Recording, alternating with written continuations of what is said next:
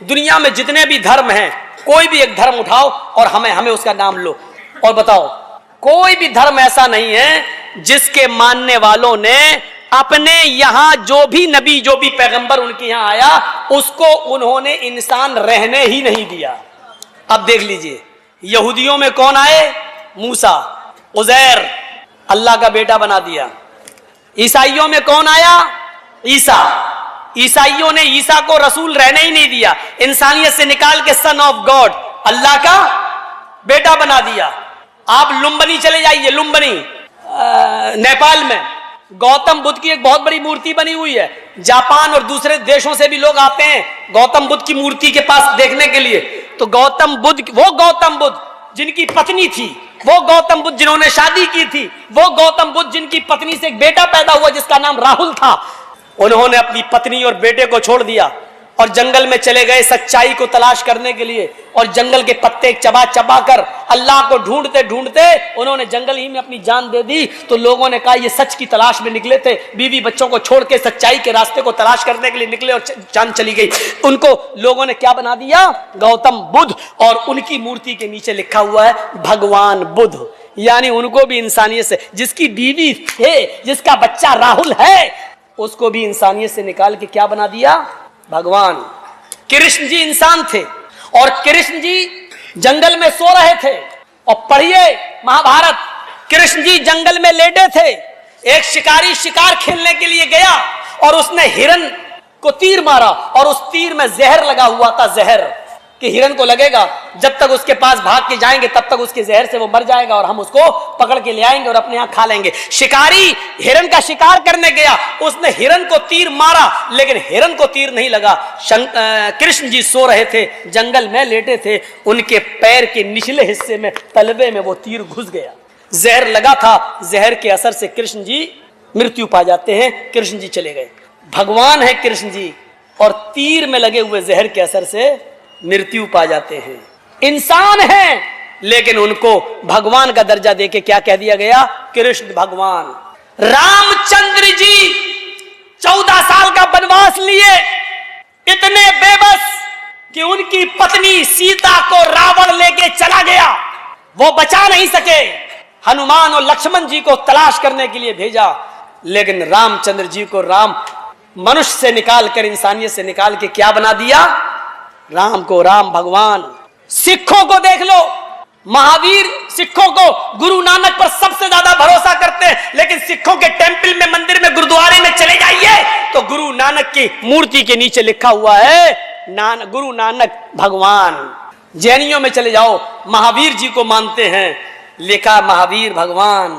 दुनिया में कोई धर्म ऐसा नहीं रहा जिसने अपने यहां आने वाले इंसान को, महान पुरुष को, पुरुष रहने दिया हो, इंसान भगवान का दर्जा दे दिया, भगवान का। सिर्फ इस्लाम एक ऐसा मजहब है जिसने मोहम्मद रसूलुल्लाह सल्लल्लाहु अलैहि वसल्लम को भगवान का दर्जा नहीं दिया। आने वाले उस नबी के बारे में अल्लाह ताला ने फरमाया, क्या है दुनिया के मुसलमानों, अल्लाह मैं ही हूं, तुम्हारे दरमियान हम जो रसूल भेजे हैं, जो पैगंबर भेजे हैं, वो भगवान नहीं है। हमने उनको अपने नूर से भी पैदा नहीं किया है। आए लोगों, इस्लाम के अंदर आना है तो ये अकीदा रखना है, कुल इन्नमा अना बशरुम मिस्लुकुम। आए नबी, आप भी अपनी जबान से कह दीजिए इन्नमा अना बशरुम मिस्लुकुम, कि मैं तुम्हारी तरह का एक बशर हूं, मैं तुम्हारी तरह का एक इंसान हूं, मैं तुम्हारी तरह का एक मनुष्य हूं, तुम्हारी तरह का एक इंसान हूं। हाँ, मेरा मकाम सबसे बड़ा है, मेरा दर्जा सबसे ऊंचा है, इसलिए कि मेरे पास वही आती है, लेकिन इंसान होने में कोई फर्क नहीं है। दो आंखें तुम्हारी, दो आंखें मेरी, दो कान तुम्हारे, दो कान मेरे, दो हाथ तुम्हारे, दो हाथ मेरे, दो पैर तुम्हारे, दो पैर मेरे। तुम भी चलते हो, हम भी चलते हैं, तुम भी सोते हो, हम भी सोते हैं, तुम खाते पीते हो, हम भी खाते पीते हैं। तुम्हें लैट्रीन पेशाब पायखाने की जरूरत होती है, हमें भी होती है। तुम्हें शादी की जरूरत है, हमने भी की है। तुम्हारे बच्चे होते, हमारे भी बच्चे हैं। तुम्हारे बाप दादा है, हमारे भी बाप दादा है।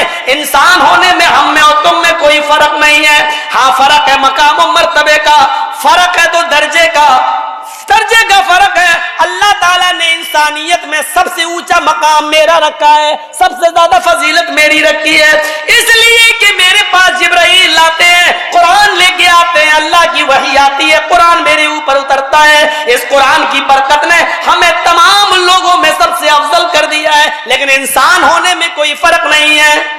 फिर आपने नमाज कायम की तो फरमाया देखो इबादत तो अल्लाह की कर रहे हो, इसमें मेरा कोई रोल नहीं है, इबादत मेरे तरीके पे कर रहे हो, बस इतना रोल है। इबादत अल्लाह की हो रही है, तरीका मेरा आप अपना रहे हैं, लेकिन इस इबादत में भी आपने कहा पहले मुझे अल्लाह का बंदा मानना, फिर अल्लाह का रसूल मानना, इंसानियत से मुझे मत निकालना। जब भी नमाज खत्म करो और आखिरी रकात में बैठो और मेरे ऊपर तैयात पढ़ो तो उसमें यह जरूर पढ़ना अशहदु अन्ना मुहम्मदन अब्दुहु व रसूलुहु, मैं गवाही देता हूं कि मोहम्मद अल्लाह के बंदे और उसके रसूल हैं। पहले बंदा कहो फिर रसूल कहो, यानी मैं अल्लाह का रसूल भी हूं और इंसान भी हूं। अब्द यानी बंदा, मैं अल्लाह का बंदा, मोहम्मद इब्ने अब्दुल्लाह भी हूं और मोहम्मदुर रसूलुल्लाह भी हूं। आप मुझे बंदा भी मानो और रसूल भी, दोनों बातें मानोगे तो मुसलमान हो, वरना नहीं। फिर वेदों को पढ़िए, उसने भी आखिरी नबी को इंसान ही बताया। वेदाहमिद पुरुष महानिमादित्तो, वेदाहमिद पुरुष महानिमादित्तो वरुण तपस प्रस्तात्यन्याय। वेदाहमिद पुरुष, अहमद इस दुनिया में आएंगे, पुरुष इंसान होंगे। वेद भी कह रहा है कि वो पुरुष होंगे, वो इंसान होंगे, पुरुष इंसान मनुष्य, वो पुरुष होंगे इंसान होंगे। वेदाहमिद पुरुष महानिमादित्य, बहुत बड़े महान पुरुष होंगे, उनके बराबर कोई दूसरा नहीं होगा। वरुण तपसा, ईश्वर का अल्लाह का बहुत ज्यादा नाम लेने वाले होंगे, अल्लाह की भक्ति करने वाले होंगे। वरुण तपसा, बहुत तपस्या करने वाले होंगे। प्रस्ताव, जब अल्लाह ईश्वर का बहुत ज्यादा नाम लेने वाला इस धरती पर आ जाए और उसका नाम अहमद हो और वो सबसे महान पुरुष इंसान हो तो तुम उसी के घर में चले जाना, उसी की कुटिया में चले जाना, उसी के धर्म में शामिल हो जाना। प्रस्ताव, उसी की कुटिया में चले जाना, प्रस्ताव उसी के नक्शे कदम पे चलना, वो जो कहे उसी की बात मानना, अहमद के रास्ते पे चलना। यन्याय, स्वर्ग में जन्नत में जाने का अहमद के रास्ते के अलावा कोई मार्ग, कोई दूसरा रास्ता नहीं है। अहमद के रास्ते के अलावा कोई दूसरा रास्ता नहीं है। ये लीजिए, इंसान बता दिया वेदों ने भी, और अल्लाह के रसूल तो इतने बड़े ऐसे इंसान थे, लेकिन सादगी का हाल ये था कि एक शख्स को किसी ने भेजा कि जाओ हमारे गांव में ये परेशानी है और उसकी शिकायत अल्लाह के रसूल से करो। वो अल्लाह के रसूल के पास आया, कहने लगा कि मैं परेशानी बताऊंगा। जैसे वो अल्लाह के नबी के पास आया तो अल्लाह के नबी का चेहरा देखकर वो डर गया, कांपने लगा। इतना रौब था नबी के चेहरे पर कि अल्लाह के नबी को देखकर वो कांपने लगा, थर्राने लगा और अपनी बात कह ही नहीं पा रहा था। अल्लाह के रसूल उठे, उसके पास गए और कहा कि तुम किस गांव से आए हो? फला गांव से। क्या बात है, तुम कुछ कहना चाहते हो? जी जी जी, कहो, बेफिक्र होके कहो, डरो नहीं। जी वो मेरे गांव में नहीं कह पा। तो अल्लाह के रसूल ने उसका डर निकालने के लिए क्या कहा? डरो नहीं, इन्नी लस्तु बिमलिक, अरे मैं कोई बादशाह थोड़ी हूं, मैं कोई बादशाह थोड़ी हूं जो तुम मुझसे डर रहे हो। आना बनु इमरातिन ताकुलुल कदीर, मैं भी अरब की ऐसी औरत का बेटा हूं, मुझे भी उस मां ने पैदा किया है, मुझे भी उस औरत ने अपने पेट से जना है जो गोश्त के सूखे टुकड़े खाती थी, खुश्क गोश्त, सूखा हुआ गोश्त खाती थी। कदीद, अरब के अंदर कदीद उस गोश्त को कहते थे जो पहले ऊंट काटा जाता था। ऊंट जैसे मान लीजिए ज़िबा कर दिया, नहर कर दिया, तो 5 किलो 10 किलो गोश्त इकट्ठा कर लिया और उसको धूप में डाल दिया और नमक वमक लगा के, साल्ट वाल्ट लगा के उसको धूप के अंदर खुश्क कर लिया, फिर उसको रख लिया अपने यहाँ और उसी में से आधा किलो 250 ग्राम पाव भर निकाला, जब जरूरत हुई खा लिया और 2 महीने 3 महीने 4 महीने तक अरब के लोग खाते थे। उस गोश्त को कहते हैं कदीर। तो क्या कहा? मैं ऐसी औरत का बेटा हूं जिसको ताजा गोश्त भी नहीं मिलता है, जो गोश्त के सूखे टुकड़े खाती थी, खुश्क गोश्त खाती थी। मैं उस मां का बेटा हूं, मुझे उस औरत ने पैदा किया, क्यों डर रहे हो मुझसे? मैं बादशाह नहीं हूं। अल्लाह के रसूल ने अपने आप को एक मां का बेटा कहा। जरा गौर करो इंसान। वाल्मीकि जी की रामायण अगर आप पढ़ेंगे तो उसमें यहां तक लिखा है कि रामचंद्र जी की पत्नी सीता का जब हरण हुआ और रावण लेके जब भागा तो हनुमान और लक्ष्मण जब तलाश करने के लिए गए तो सीता जी बड़ी चालाक थी, कहीं चप्पल फेंक गई, कहीं नथुनी फेंक गई, कहीं दुपट्टा फेंक गई, कहीं चप्पल फेंक गई, कहीं कड़ा फेंक गई। हनुमान एक एक चीज, ये चप्पल किसकी है? लक्ष्मण कहते मेरी भाभी की है, सीता की। चलो इसी रास्ते से ले गया। और आगे के दुपट्टा मिला, ये दुपट्टा किसका है? कहा ये दुपट्टा भी मेरी भाभी का है, सीता का। चलो और आगे चलो, इसी रास्ते से लेकर गया। और आगे बढ़े, एक एक चीज हनुमान जी देते गए और लक्ष्मण पहचानते गए। लास्ट में नाक में पहनने वाली नथुनी मिली, नथुनी। तो हनुमान ने कहा ये नथुनी किसकी है? जल्दी से लक्ष्मण ने कहा अरे यार हनुमान जी ये नथुनी नहीं मालूम है, ये शायद मेरी भाभी की होगी। हनुमान ने कहा सारी चीजें पहचान गए, नथुनी कह रहे होगी? तो हनुमान जी के इस प्रश्न पर क्या जवाब दिया लक्ष्मण ने?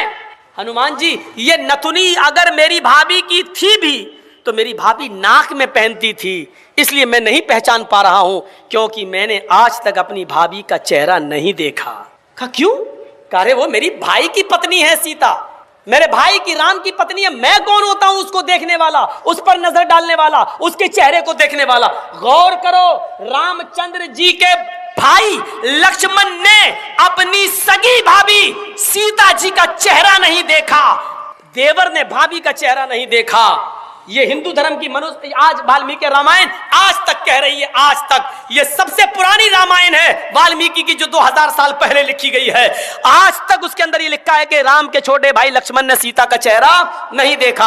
आज भी बहुत सी सभ्य समाज की स्त्रियां जब ट्रेनों में हिंदू की सफर करती हैं तो आप देखिए साड़ी पहनकर ऐसे लंबा घूंघट ऐसे मार लेती हैं, चेहरा नहीं खोलती हैं वो ट्रेनों में और बसों में। आज भी सभ्य समाज की उसी वाल्मीकि रामायण पर अमल करते हुए वो किसी को अपना चेहरा दिखाना गवारा नहीं करती। अल्लाह की मार ऐसी पड़ी, कल तक जो पर्दे का चेहरा छिपाने का मजाक उड़ाते थे, आज अल्लाह ने सबके चेहरे छिपवा दिए। छिपाओ, डालो मास्क अपने मुंह पर। बहुत बंदरियां बनी फिरती थी अमेरिकन, चुड़ैल जैसे मुंह लिए भेजे। ये खूबसूरत होती थोड़ी है आपको जैसा लगता है। अगर बारिश हो जाए ना सड़क पर बाजारों में तो इनका सारा क्रीम और पाउडर धुल जाएगा, इनकी औलाद इनको नहीं पहचान पाएगी कि मेरी अम्मा कहां गई। आप जिनके पीछा कर रहे हैं ये तो लिपस्टिक और क्रीम और पाउडर से लगती है 60 साल। आपको यकीन बता, मेरे इलाके का वाकया बता रहा हूं मैं आपको। 60 साल की बुढ़िया ने पहन लिया बुर्का, और खूबसूरत बुर्का, डिस्को बुर्का, फूल उल चढ़े हुए। अब 60 साल की बुढ़ी बेचारी चल रही है, बुर्का देखकर एक नौजवान उसका पीछा करने लगा। इतना खूबसूरत बुर्का था वो, नौजवान उसका पीछा करने लगा, चलने लगा। इसने पीछे मुड़ के देखा कोई लड़का मेरा पीछा कर रहा है, और लड़का ये समझा कि धीरे धीरे चल रही है, शायद मेरी वजह से लाइन दे रही है। वो अपने बुढ़ापे की वजह से धीरे धीरे चल रही थी, कमजोरी की वजह से। लड़का समझा हाँ लाइन दे रही है। थोड़ी देर के बाद जब ये आगे पहुंचा, लड़का और औरत, वो बुढ़िया समझ गई कि ये कमीना मेरे पीछा कर रहा है, तो उसने नकाब खोल दिया। खूबसूरत नकाब, बूढ़े लगे, नकाब खोल के कहती बेटा मेरा पीछा क्यों कर रहा है, मैं तो तेरी अम्मा की उम्र की हूँ। कम बखत 2 घंटे की मेरी मेहनत बेकार कर दी बुढ़ी ने, हमें क्या मालूम खोदा पहाड़ निकली चुईया। तो लड़के को भी गुस्सा आया, कहने लगा अरे अम्मा हम अपने लिए नहीं अपने अब्बा के लिए ढूंढ रहे थे। सोचा कुछ तो कह दूं इस बुढ़िया को, इस उम्र में तू इतना खूबसूरत बुर्का पहन के जा रही है, फूल सजे हुए। लड़का सोचने लगा जब बुर्का इतना खूबसूरत है तो बुर्के वाली कितनी खूबसूरत होगी, लगा उसका पीछा करते हैं। लक्ष्मण ने अपनी भाभी का चेहरा नहीं देखा। हर पढ़िए हदीस, अय अल्लाह के रसूल अराइतल हमवा या रसूल अल्लाह, अय अल्लाह के नबी देवर के बारे में आपका क्या ख्याल है? क्या मैं देवर से पर्दा करूं? एक ही घर में होते हैं, देवर और जेठ का आना जाना रहता है, हमारे अपने रिश्तेदारों का आना जाना रहता है। आय अल्लाह के नबी क्या मैं देवर से भी पर्दा करूं? अल्लाह के नबी का जवाब ये था, हाँ दूसरों से पर्दे में कुछ कमी हो जाए तो चलेगा, दूसरों से पर्दे में कोई कमी हो जाए तो चलेगी, लेकिन देवर से पर्दे में कमी नहीं होनी चाहिए। अलहमुल मौत, देवर तो भाभी के लिए मौत है, देवर तो भाभी के लिए मौत है। जिस देवर से सबसे ज्यादा पर्दा है, आज हमारी औरतें, हमारी माँ बहनें देवर से ही सबसे ज्यादा खुली होती हैं। जो मजाक शौहर से भी नहीं करती वो देवर से कर लेती हैं। और एक हम हैं, भाभी को घर पहुंचा दो, अपने छोटे भाई को कह रहे हैं भाभी को घर पहुंचा दो। और ऐसे ही ससुराल में हमारा हाल है, ससुर कह रहा है बेटा अपनी साली को जरा स्कूल छोड़े आओ। मामले दोनों तरफ से गड़बड़ हैं। हमने अपने भाई पर इतना भरोसा कर लिया, सऊदी अरब का वाकया सुने हो ना, जद्दा वाला। एक औरत बेचारी दर्द से कराह रही थी, दर्द से, और जद्दा के टैक्सी ड्राइवर बेचारा, उसको कोई कस्टमर नहीं मिला तो वो रुमाल मुंह पे डाल के लेटा हुआ था। जल्दी से औरत आई उसके पास, देखिए मुझे दर्द से हो रहा है, बच्चे की पैदाइश की तकलीफ, जरा कोई करीब के हॉस्पिटल में लेके चलो, मुझे जल्दी से इलाज के लिए जाना है। ड्राइवर ने देखा, टैक्सी ड्राइवर ने, उसने कहा भाई औरत परेशान है, पेट बड़ा, तो उसने जल्दी से टैक्सी खोली, और बहन बैठो, उसने जल्दी से बिठाया और चल दिया, जद्दा के हॉस्पिटल में लेके पहुंचा।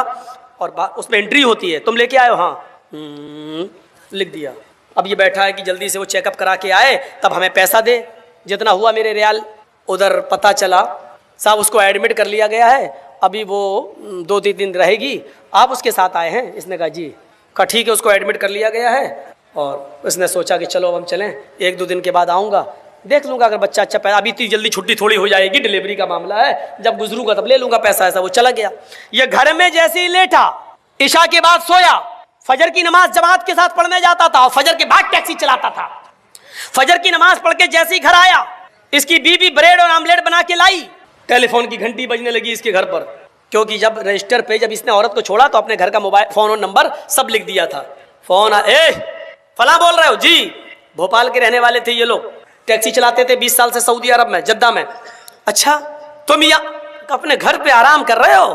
का क्या हुआ? अरे कल तुम अपनी बीवी को हॉस्पिटल में छोड़ के गए हो ना, बच्चा हुआ है लड़का, आओ और अपनी बीवी को लेके जाओ यहाँ से। कहता है डॉक्टर दिमाग तुम्हारा ठीक है? बीवी? अच्छा हुआ ये फोन मैंने उठाया, कहीं मेरी बीवी ने उठाया हुआ होता तो कयामत आज ही आ गई होती। कहा आ रहे हो या मैं पुलिस भेजूं तुम्हारे घर? जिस औरत को यहाँ एडमिट कराने आए हो उसने कहा वही मेरा शौहर था जो यहाँ छोड़ के गया है। मैं आ रहा हूँ, तेरा सत्यानाश जाए चुड़ैल डाइन। उसने टैक्सी चलाई और धर से चलाता हुआ चला गया। कहने लगा क्या बदतमीजी है? उसने कहा तुम मुझे छोड़ के चले गए, तुम्हें शर्म नहीं आई? मैं कितनी परेशान रही। रोना शुरू कर दिया। औरत के आंसुओं में भी बड़ी ताकत होती है। वो कहने लगा ये क्या बदतमीजी है? डॉक्टर साहब ये मेरी बीवी नहीं है। डॉक्टर साहब नोक झोंक तो सब घरों में हो जाती है, थोड़ी सी लड़ाई हो गई, हमें यहाँ छोड़ के चला गया। नहीं मैं ये बेटा अरे मेरा नहीं है, चलो अपने घर के झगड़े अपने घर में खत्म करो, चलो। उसने कहा ऐसा है चेकअप कर लो। चेकअप कहा डीएनए टेस्ट करे। ये लड़का आदमी तैयार, कहने लगा ठीक है मैं डीएनए टेस्ट करूंगा। मामला इतना बढ़ गया कि डीएनए टेस्ट की नौबत आ गई। जब इसका ब्लड निकाला जाने लगा और लड़के का ब्लड, तब औरत क्या कहती है? डॉक्टर साहब डीएनए टेस्ट कर लीजिए, लेकिन मशीन कभी कभी गलत रिपोर्ट भी दे देती है। अभी आदमी चिल्लाते हुए कहता चुप, गलत रिपोर्ट दे देती है। अभी पता चलता है 2 घंटे के बाद, 3 घंटे बाद जब रिपोर्ट आएगी, या 2 दिन 3 दिन के बाद, तब पता चलेगा। डॉक्टर साहब इसको यही रखिए, 2 दिन के बाद रिपोर्ट आएगी, मैं यहाँ हूँ। 2 दिन के बाद गया, डॉक्टर साहब क्या आया? डॉक्टर साहब ने कहा बिल्कुल गलत, ये तुम्हारा बेटा है ही नहीं, जाओ। वो औरत पैर पे गिर गई। डॉक्टर साहब मैंने कहा था ना कि मशीन की रिपोर्ट कभी कभी गलत आ सकती है। आई, अल्लाह की कसम यही मेरा पति है, यही मेरा हस्बैंड है, यही मेरा आदमी है। डॉक्टर कहता है औरत नकले मत दिखा, चाट। ये तो इसका बेटा है ही नहीं, साफ साफ रिपोर्ट में आ गया ये बेटा किसी और का है, इसका नहीं है। वो कहने खूब रोई। डॉक्टर कहता मेरी बहन मैं तुम्हें कैसे बताऊं, इस आदमी की रिपोर्ट इतनी डेंजर है। इस आदमी की रिपोर्ट में तो ये आया है कि ये जिंदगी में कभी बाप बन ही नहीं सकता। तुम कह रही हो कि इसका बेटा ये तो बाप बनने के लायक नहीं है। अब इस आदमी का दिमाग खराब। क्या कह रहे हो डॉक्टर? कहा तुम बाप नहीं बन सकते हो। भाई सॉरी, रिपोर्ट में डॉक्टर मेरे 6 बच्चे हैं, तू कह रहा बाप नहीं बन सकते? डॉक्टर बड़ा परेशान। डॉक्टर कहता है ऐसा केस मेरी जिंदगी में पहली बार आया है। अब औरत कहती देखो मैंने कहा था ना कि रिपोर्ट कभी कभी गलत हो जाती है। ये आदमी बोला चुप, ये रिपोर्ट तो सही है कि ये बच्चा मेरा नहीं है, लेकिन ये रिपोर्ट गलत है कि मैं बाप नहीं बन सकता। दोबारा करो। डॉक्टर ने फाइल फेंकी। भाग, मेरा दिमाग खराब करके रख दिया तुम लोगों ने, जा यहाँ से, जाइए बेटा तुम्हारा नहीं है, जा पता लगा। अब वो फाइल उठाई और टैक्सी में रखा और चलने लगा। बाप नहीं बन सकता, बड़बड़ाता हुआ जा रहा है। फिर सोचता है जमील साहब अगर ये रिपोर्ट सही है तो पता लगाओ ये खेत कौन जोत रहा है, ये बच्चे हैं किसके। सीधे घर में घुसा, टैक्सी लेके आया, मारी दरवाजे पे लात। बीवी कहती इतने गुस्से में दरवाजा खोला, उठाई चप्पल अपने पैर की 15-20 पहले मार दी। तुम तो रोज इज्जत करते थे, आज क्या हो गया तुम्हें? कस्टमर नहीं मिले, पैसेंजर नहीं मिले तो उसका गुस्सा मेरे ऊपर क्यों उतार रहे हो? कस्टमर का गुस्सा नहीं उतार रहा हूं, पहले ये बता कि ये 6 बच्चे किसके हैं। औरत कहती है आपको क्या हो गया? पूरी जिंदगी अमानतदारी के साथ में चली आपके साथ और आपने कभी हाथ नहीं उठाया और आज कहते बच्चे किसके? फिर बता रही कि नहीं बता रही? तेरा झूठ छुप नहीं सकता, पता चल चुका है मुझे।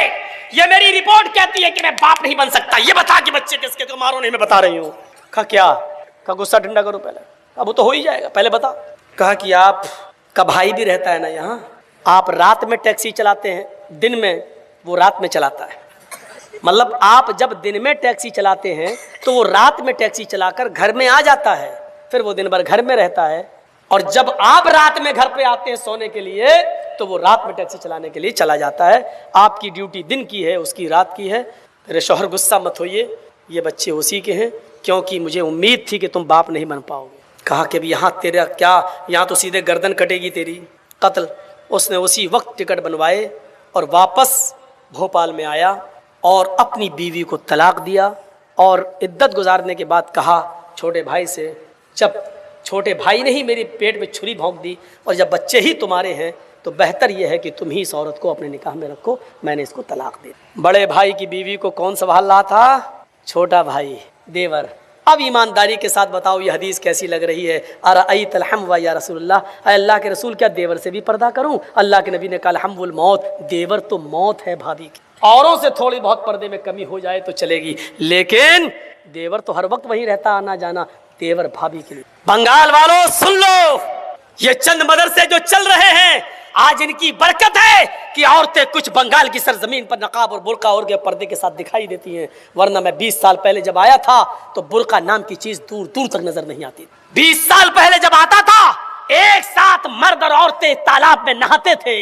गुस्ल खाने ऐसे बने हुए नहीं थे, मौलाना जर्जिस को भी तालाब में नहाना पड़ता था। वो दिन हमने भी देखे बंगाल की सरजमीन पर और कलिया चक्के इलाके में। कमौली साहब गुस्ल खाना बाथरूम नहीं बना, चले कहाँ ना, हम लोग तो तालाब में नहाते हैं, हम लोग भी नहा रहे हैं। हमारे लिए इतना होता था कि उस कोने पे तुम नहा लो, इस कोने पे औरतें नहा रही। ये चंद मदरसों की बरकतें हैं आज जो थोड़ा बहुत पर्दा दिखाई दे रहा है, लेकिन मजीद अभी पर्दे की जरूरत है, मजीद पर्दे की जरूरत। हजरत फातिमा जैसा पर्दा के इंतकाल के वक्त अपने शौहर से कह रही हैं, अली जब मेरा इंतकाल हो जाए तो मुझे दिन के उजाले में नहीं, रात की तारीकी में और रात के अंधेरे में दफन करने के लिए ले जाना।